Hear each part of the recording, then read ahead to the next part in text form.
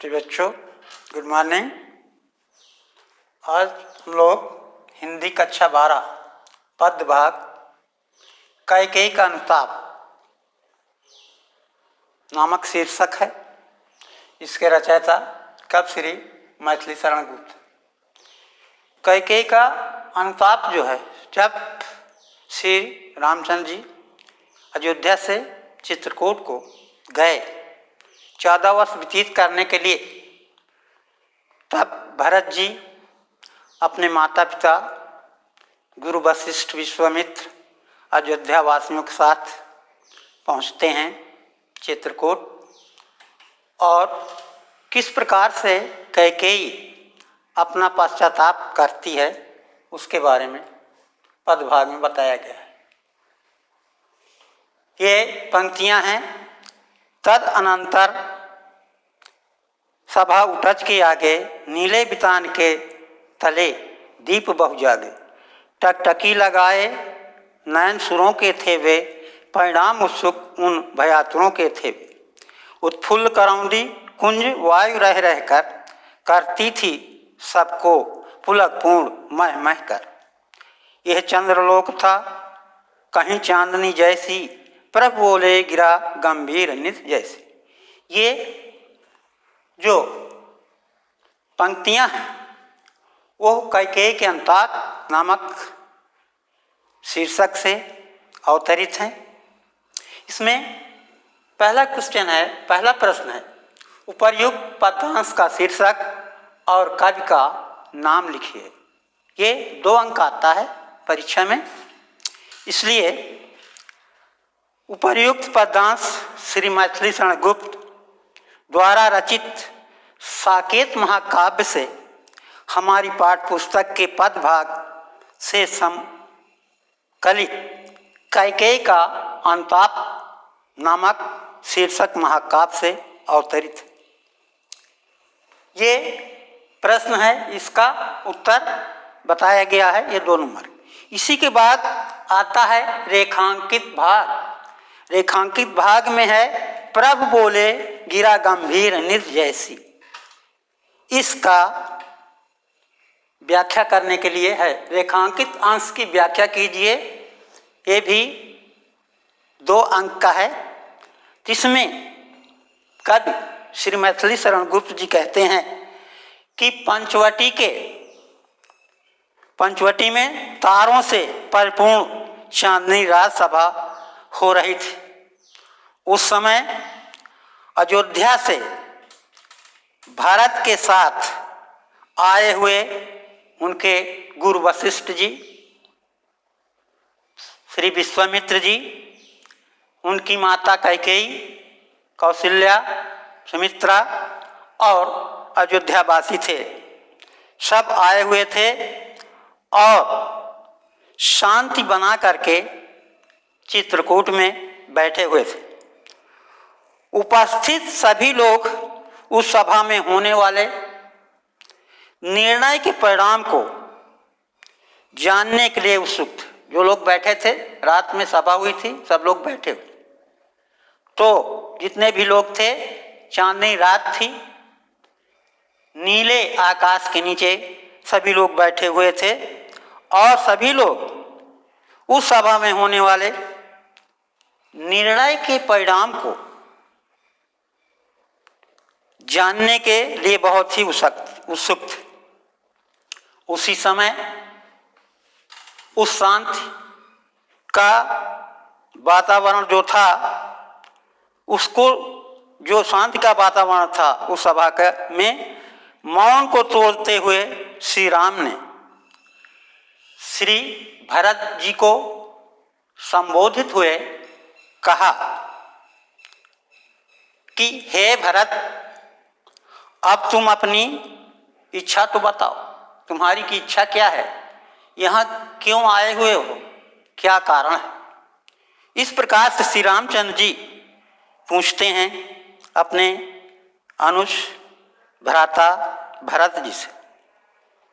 और उस समय राम द्वारा अत्यधिक गंभीर वाणी में बोलने से जब श्री रामचंद्र जी ने बोला तो बोलने से उस सभा में जितने लोग बैठे हुए थे नीले आसमान के नीचे, उनको ऐसा प्रतीत हुआ कि समुद्र का जल जैसे गंभीर गर्जना कर रहा। इसका तात्पर्य है कि सभा बिल्कुल शांत थी, सभी लोग बैठे हुए थे, रात का पहर था, चांदनी रात थी। तो उसी समय श्री राम ने संबोधित करते हुए भरत को कहा, अरे भाई भरत भैया, अब बता दो आपकी इच्छा क्या है, उसको बताओ। और इस प्रकार से राम ने गंभीर वाणी में बोलने लगे और सभा में जितने बैठे लोग थे, उनके गुरुजी, माताएं, अयोध्यावासी, सभी को ऐसा प्रतीत हुआ कि जैसे समुद्र का जल गंभीर गर्जना कर रहा। तो ये रेखांकित अंश की व्याख्या है, ये भी 2 नंबर का आता है।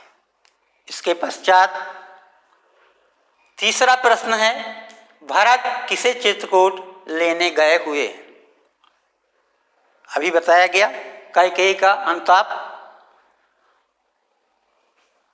कैकेयी भी अपने बेटा भरत के साथ चित्रकूट पहुंची हुई थी, सभी लोगों के साथ अपने पश्चाताप को बताने के लिए।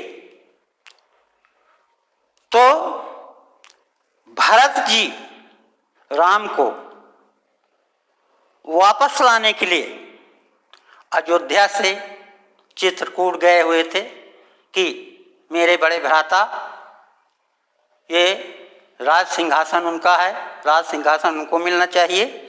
इसलिए वो अयोध्या से संपूर्ण मुख्य लोगों को साथ में लेकर के, माताओं को, गुरुओं को लेकर के चित्रकूट पहुंचे थे। वो श्री राम जी को अयोध्या वापस लाने के लिए। भरत किसे चित्रकूट लेने गए हुए हैं? तो इसका तात्पर्य है कि भरत जी अयोध्या से चित्रकूट श्री राम जी को वापस लेने के लिए गए हुए हैं।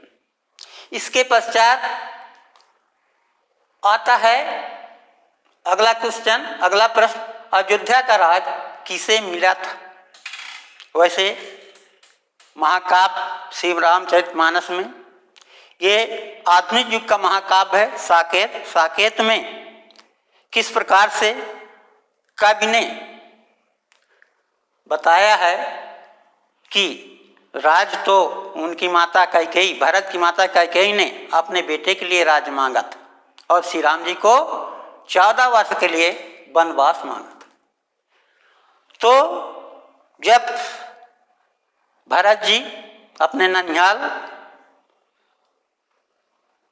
से वापस आते हैं, उनको ज्ञात होता है कि भारत मेरे बड़े भाई राम 14 वर्ष के लिए चित्रकूट चले गए हैं और पिता का देहांत हो गया है, तो उस राज्य के उत्तराधिकारी श्री रामचंद्र जी हैं, मैं नहीं। तो उस राज्य को वापस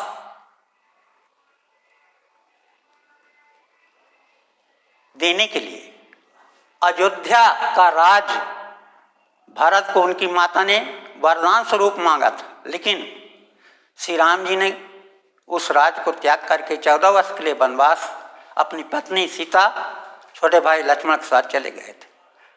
तो अयोध्या का राज मिला था भरत को, लेकिन भरत ने राज्य नहीं किया, बल्कि वो वापस गए श्री रामचंद्र जी को चित्रकूट से वापस करने के लिए कि वो आए, अपना राज करें। राज का कार्य उनका उत्तराधिकार है। इस प्रकार से अयोध्या का राज वो नहीं करना चाहते थे, बड़े भाई को देना चाहते। अब अगला प्रश्न है, प्रभु बोले गंभीर निध जैसी पंक्ति में कौन सा अलंकार है? ये है प्रभु बोले गिरा गंभीर निध जैसी। शाम का वक्त था, रात का वक्त था, आकाश में चांदनी थी, चारों तरफ चांदनी बिखर रही थी और नीले बितान आकाश के नीचे, पेड़ के नीचे सभा में जितने भी अयोध्या से आए हुए थे भरत जी के साथ, भरत की माता कैकेयी, सुमित्रा, कौशल्या, विश्वामित्र तथा गुरु वशिष्ठ जी और सेनापति और साथ साथ में केवट राज निषाद राज भी था, ये सब आए हुए थे। तो बैठे हुए थे, बिल्कुल शांत का माहौल था। शांत के माहौल में श्री राम जी ने जाना कि भरत आए हुए हैं, मेरे दोनों गुरुजी आए हैं, माताएं आए हैं, संपूर्ण लगभग अयोध्या के लोग आए हुए हैं। तो श्री राम जी गंभीर वाणी में बोले। उनकी गंभीर वाणी से ऐसा लगता है कि जैसे समुद्र का जल गंभीर गर्जना कर रहा हो। तो इस पंक्ति में उपमा अलंकार है, इसकी उपमा दी गई है, गिरा गंभीर वाणी, नीर निध कहा गया है समुद्र को। समुद्र का जो जल था उसमें गंभीर गर्जना हो रही हो। तो इस प्रकार से ये जो पद भाग है इनके अलग अलग प्रश्न हैं और उनका उत्तर भी 2-2 अंक का सब अलग है। तो इस प्रकार से आपको लिखना होगा परीक्षा में। 10 अंक का ये कक्षा 12 में आ सकता है। तो इस प्रकार से आपको करना है। कई मिनट रह गए? तो 12 मिनट हैं? 12 मिनट एक लेक्चर दीजिए ना।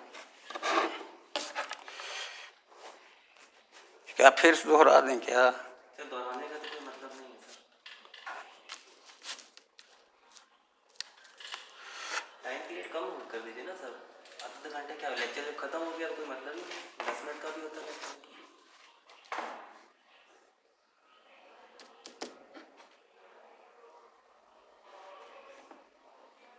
उसमें वो थोड़ा सा बता दें।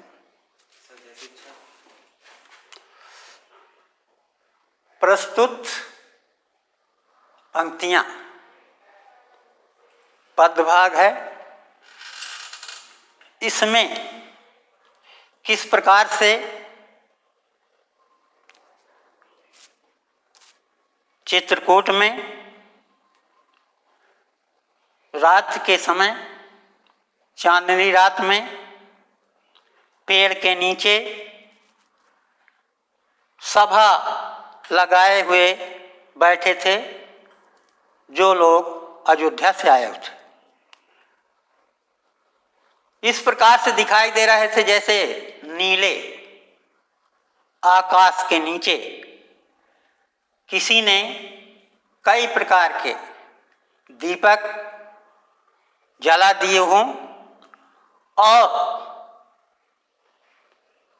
उसी सभा में सब एकटक हो करके देख रहे थे कि श्री रामचंद्र जी क्या कहते हैं। लेकिन इसका क्या परिणाम होगा, परिणाम जानने के लिए सभी उत्सुक थे, भय से डरे हुए थे। क्यों? क्योंकि श्री राम जी वापस अयोध्या न चले। ये बात का भय था। सभी लोग आतुर थे उनको वापस ले जाने के लिए। देवता लोग भी वहीं पर एकटक देख रहे थे क्या परिणाम, क्या निर्णय होता है। और रात्र में, चांदनी रात में हवा इस प्रकार से ठंडी बह रही थी और महकती हुई हवा बह रही थी। इस प्रकार से सभी लोग पुलकित उस महक वायु से। उसी समय यह चंद्रलोक था, चंद्रलोक जैसा वो सभा दिखाई दे रही थी। चंद्रमा पूर्ण छटा में था और ऐसी चांदनी सभा में बैठे हुए लोगों ने ऐसा कभी नहीं देखा था। उसी समय श्री राम जी आते हैं सभा में और गंभीर वाणी में बोलते हैं। वो गंभीर वाणी की उपमा की गई है समुद्र के गंभीर गर्जनस। तो इस प्रकार से हम देखते हैं कि उपरोक्त जो गद्य भाग है, पद भाग है, ये कैकेयी का अनुताप है, साकेत से लिया गया है। ये आधुनिक युग का महाकाव्य है जिसे श्री मैथिली शरण गुप्त ने रचा था। और किस प्रकार से कैकेयी चित्रकूट में जा करके पश्चाताप करती है और पश्चाताप करके अपने को बहुत दोषी ठहराती है। तो इस पंक्ति में ये बताया गया है कि किस प्रकार से भरत जी चित्रकूट पहुँचे और श्री राम जी से अयोध्या वापस आने के लिए निवेदन करते हैं, किंतु श्री राम जी को 14 वर्ष का वनवास था, वो वापस नहीं जाते हैं और वापस न जाने से इनकार कर देते हैं।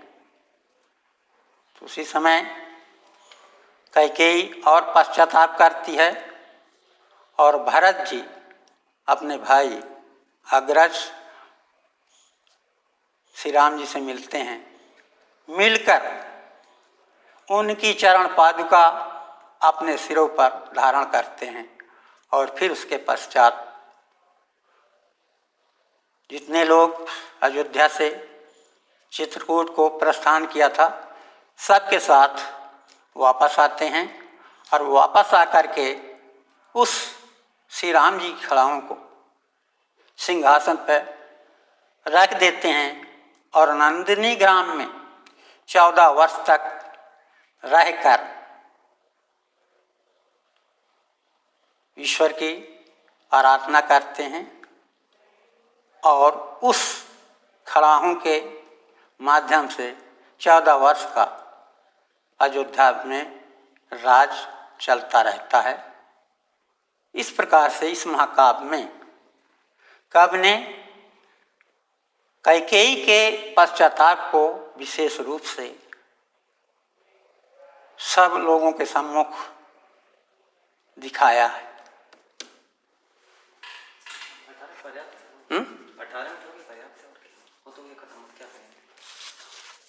18 हो गए,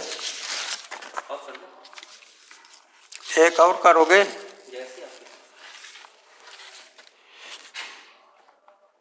उसी से संबंधित दूसरा है, इसी में कर दें। मेट ने इसको उसको बंद करूँ, इसको बंद करने का समस्या फिर रहने दो फिर, क्योंकि पढ़ना नहीं बताना सर, दिक्कत आ जाती है। कई मिनट हुआ? सर 20 मिनट हुआ। 20 मिनट हुआ। और क्या बताएं इसमें? एक मैटर लेके चलिए, सब सही रहेगा।